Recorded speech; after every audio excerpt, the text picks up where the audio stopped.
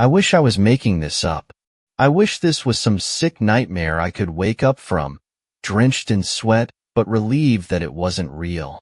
But it is. This is my life now.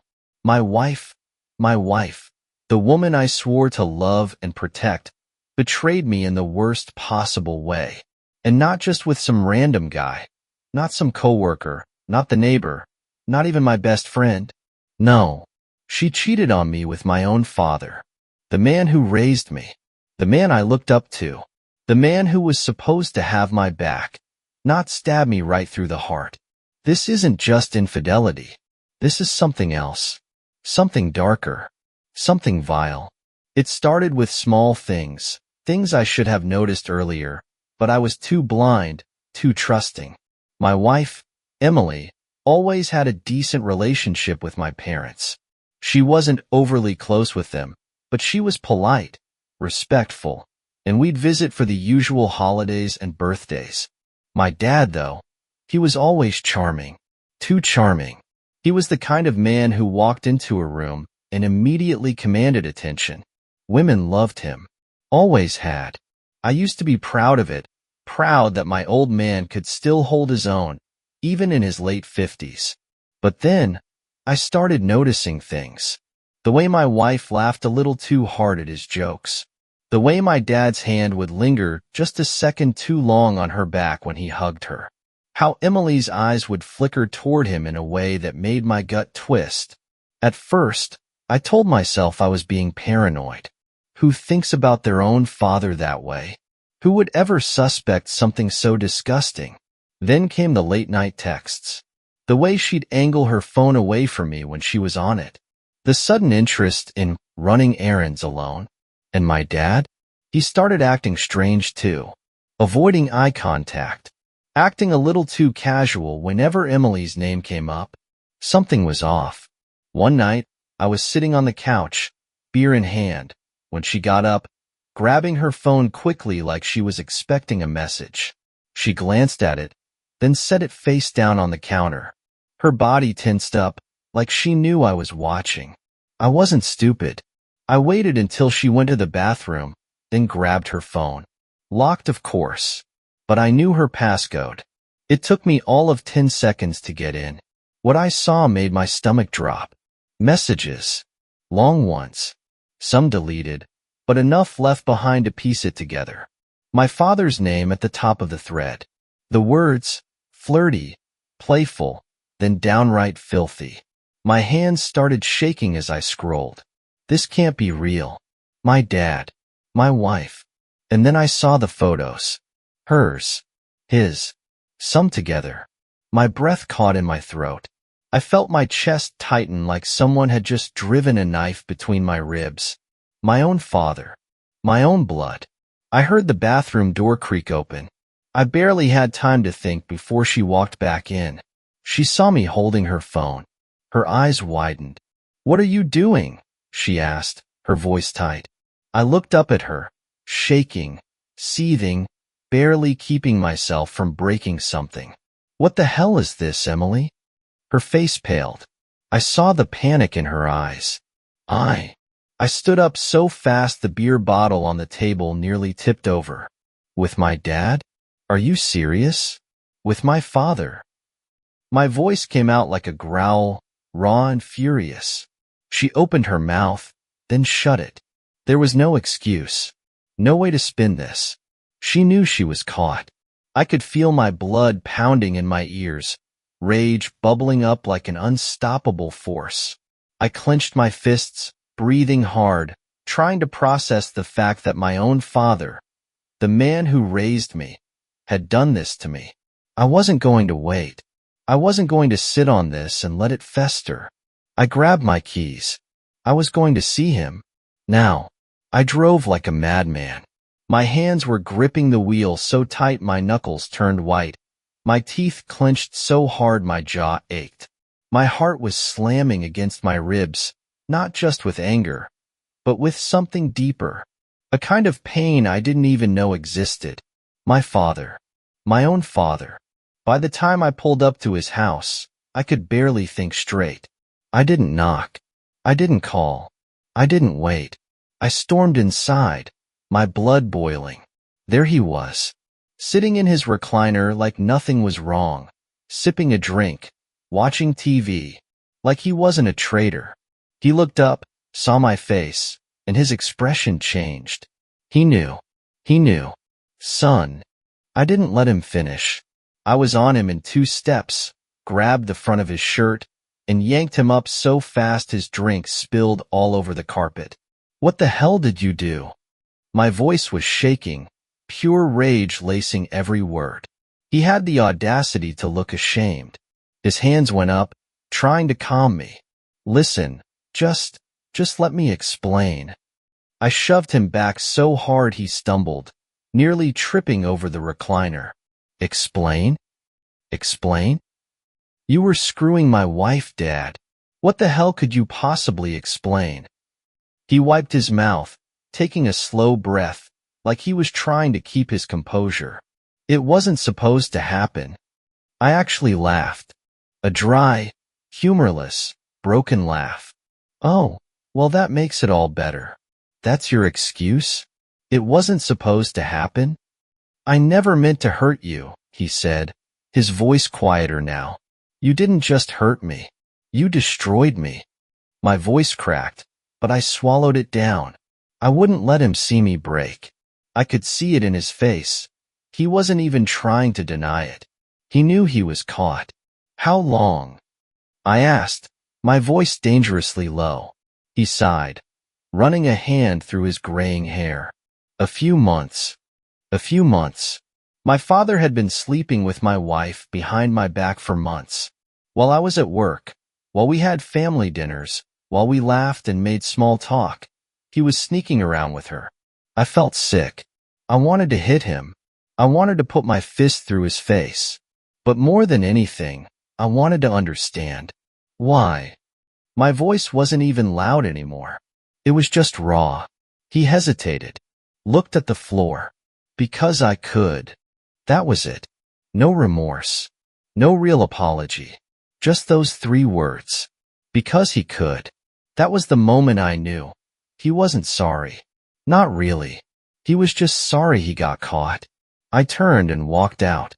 Not because I forgave him, not because I was calm, but because if I stayed 1 second longer, I would have put him through a wall. I got back in my truck, but I didn't drive home. I couldn't go back to that house. Not with her there. I drove. Just drove. Nowhere in particular. Just away. Away from the wreckage of my life. And that's when I realized. I had no idea what the hell I was supposed to do next. I didn't go home that night. Hell, I didn't even know where home was anymore. Everything I built, everything I trusted, was gone. My wife? A liar. A cheat. The person I vowed to spend my life with had been sneaking around behind my back. My father? A backstabbing piece of garbage who didn't even have the decency to come up with a real excuse.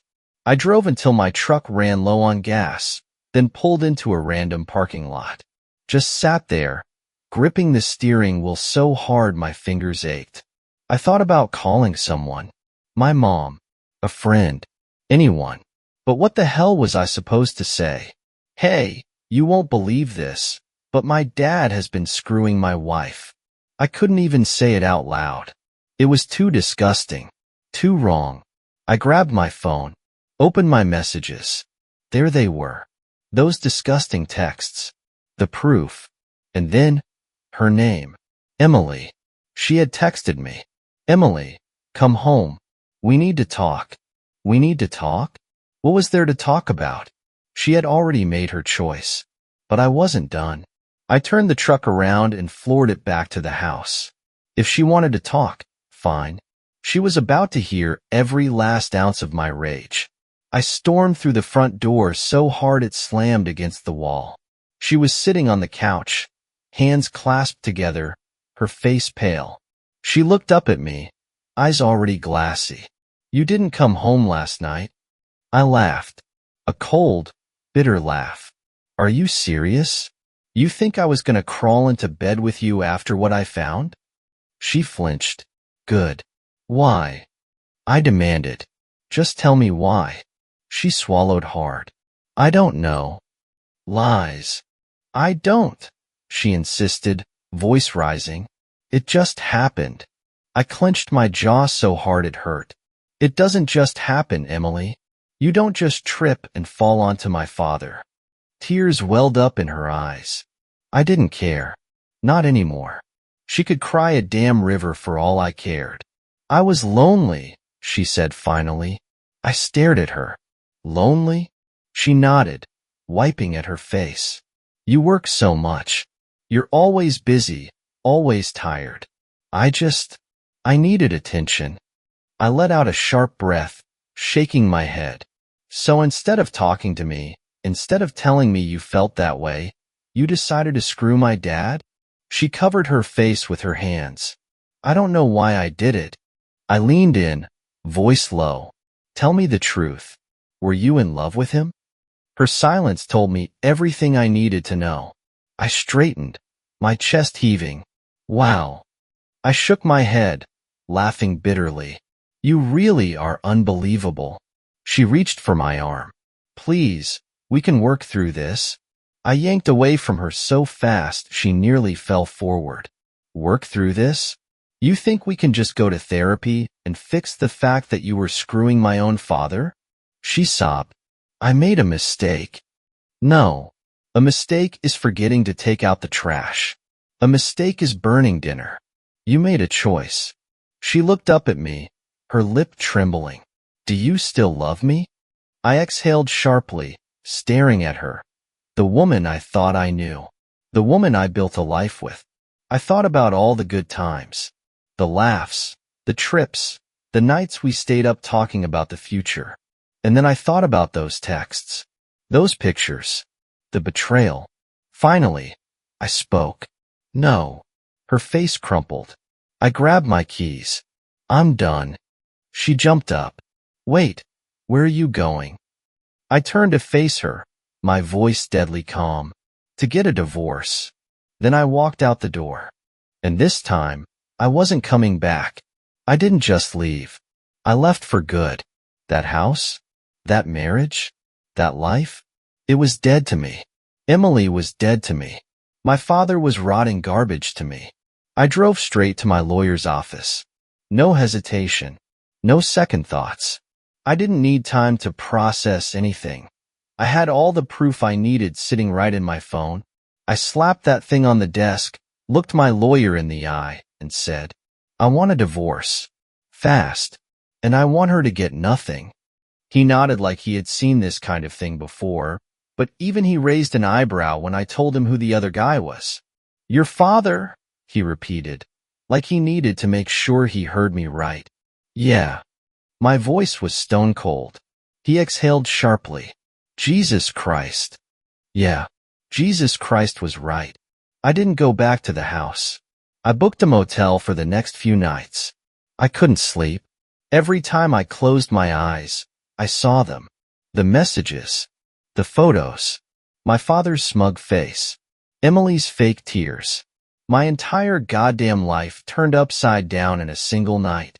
And then, because life wasn't done kicking me while I was down, my mother called. I hesitated before answering. I already knew what this was about. Hey, Mom. Silence. Then, in a voice thick with emotion, she asked, Is it true? So she knew. Yeah. I swallowed hard. It's true. I could hear her breathing on the other end. Then, in a tone I had never heard from her before, she said, That liar. That was the moment I realized. My father hadn't just betrayed me. He had betrayed her too. I'm leaving him, she said suddenly. I blinked. What? I can't stay with him after this. Not after this. Her voice cracked, and for the first time in my life, I heard my mother cry. That was the final nail in the coffin. He didn't just ruin my marriage. He ruined his marriage. He tore our entire family apart because he couldn't keep his filthy hands off my wife. I clenched my jaw. Mom, you deserve better than him. So do you, she whispered. For a long moment, neither of us said anything. We didn't need to. The divorce process was brutal. Emily tried to play nice at first, crying about how she regretted everything and how she never wanted to hurt me. But I shut that down real quick. I don't care what you wanted, I told her coldly. You made your bed. Now lie in it. And my dad? He had the nerve to try and talk to me. Tried to reach out like we could just move past this. I didn't even let him get the words out. You are nothing to me, I told him. Nothing. I cut him off completely, blocked his number, told my mom she could have everything. He could rot in whatever pathetic life he had left. I made sure Emily got the bare minimum in the divorce. She didn't get the house. She didn't get a dime more than she deserved. The lawyer did his job damn well, and I walked away with everything I worked for. She walked away with regret. Good. It took a while to feel normal again, to stop waking up in the middle of the night, expecting to roll over and see her there, to stop feeling that rage bubbling under my skin every time I thought about them. But I got better. I hit the gym harder than ever. I focused on work. I reconnected with old friends, spent more time with my mom, and built myself back up. And one day, I woke up and realized I was free. No more lies. No more betrayal. No more living in the shadow of a marriage that was rotting from the inside. And as for Emily and my father, I heard through the grapevine that their little fling fell apart fast. Apparently, cheating on your husband with his dad doesn't exactly make for a fairy tale romance. She ended up alone, and my father? Well, let's just say karma handled him just fine. But me? I walked away, and I won.